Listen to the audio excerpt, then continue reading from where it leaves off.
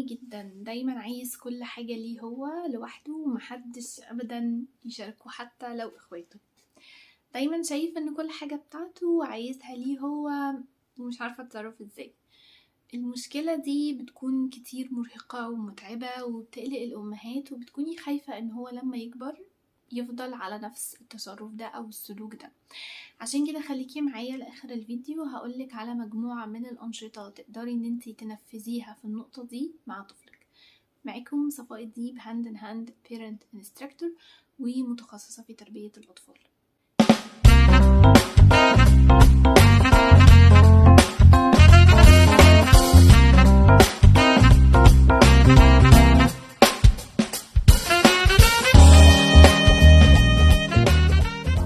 خليني الأول أأكد معاكم على أكتر من نقطة. أول نقطة إن الطفل في أول 3 سنين من حياته بيبقى pre-centered، أو زي ما بيقولوا كده يبقى متخيل إن العالم بيدور حواليه هو واحتياجاته بس هي الأولوية، ما عندوش فكرة يعني إيه احتياجات الآخرين.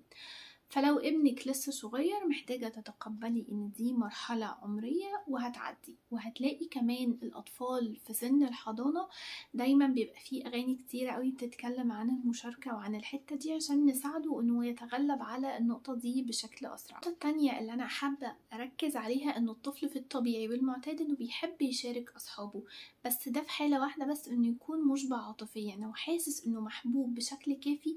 ده بيخلي عنده احساس انه حابب يلعب ويشارك الاخرين بشكل سهل واسرع بكتير. النقطة الثالثة ان لو الطفل عنده مشاعر غضب او حزن مستحيل ابدا انه يشارك اي حد. زيه وزينا بالظبط، لما بيبقى مزاجنا وحش بنبقى مش عايزين نتفاعل مع الناس اللي حوالينا، عايزين نقعد لوحدنا.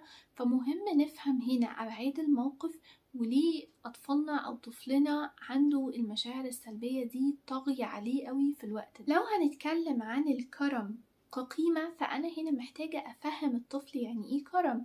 الطفل زي ما قلنا قبل كده بيتعلم عن طريق القدوة، يعني لو هو شايف إن انتي بتحبي تشاركي اللي حواليكي هو كمان هيحب إنه يعمل ده زيك.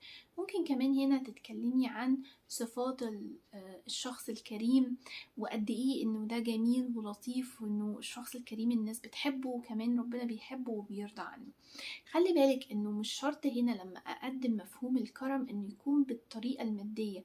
ممكن يكون الكرم كلمة حلوة بنقولها لحد، او نصيحة، او لو شفنا حد بيعمل حاجة غلط يعني اساعده او افهمه. ده مش شرط ان انا الكريم بس يكون معاه فلوس كتير، لانه ممكن هنا يبدأ الطفل يسألك ويقولك هل كده الفقير ده مش كريم؟ فهنا محتاجة تقوليله انه لا، الكريم بيكون كريم سواء معاه فلوس او معوش فلوس، لان الكرم الاول بيكون كرم الاخلاق والتعامل مع الناس بشكل جميل وحلو ولطيف، وبعدين بيجي كرم الفلوس. فهنا ساعتها ممكن نبدأ ان احنا نجيب هدايا او ان احنا نشارك الناس اللي حوالينا. عادة بيكون بأقل الحاجات عشان اوصل مفهوم الكرم، مش لازم تبقى هدية كبيرة او بمبلغ كبير.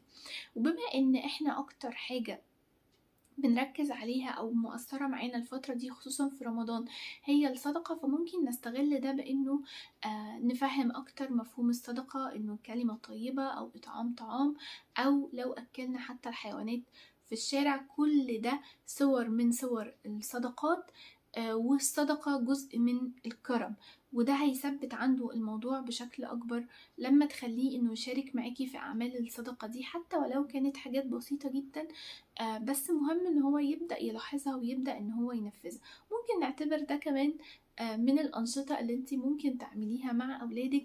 وده هينقلنا للخطوة التالتة أو النقطة التالتة اللي احنا عايزين نركز عليها، ازاي ننمي من خلال الأنشطة صفة الكرم أو قيمة الكرم.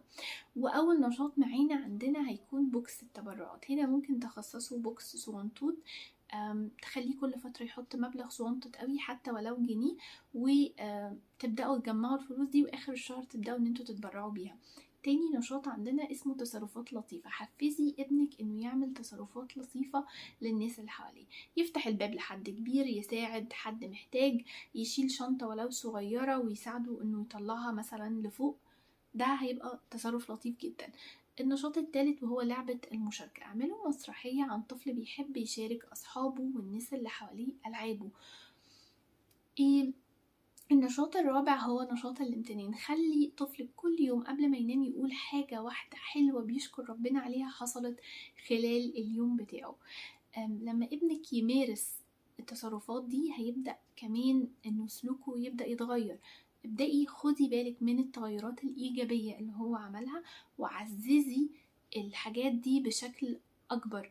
شجعيه إنه يستمر عليها، شجعيه كمان بكلمات إيجابية وكلمات محفزة، إنه الله أنا شايفة إن أنت عملت ده حاجة حلوة جدا. في طرق كتيرة جدا تخلي أطفالنا يعرفوا معنى العطاء والكرم، وإنه تحببه إنه يعمل ده بنفسه. تابعيني الفيديو اللي جاي مع قيمة جديدة وقوليلي في الكومنتس ايه اكتر نشاط من الانشطة اللي احنا اتكلمنا عليها النهاردة عجبتك، وقوليلنا هتنفذيها ازاي مع ابنك.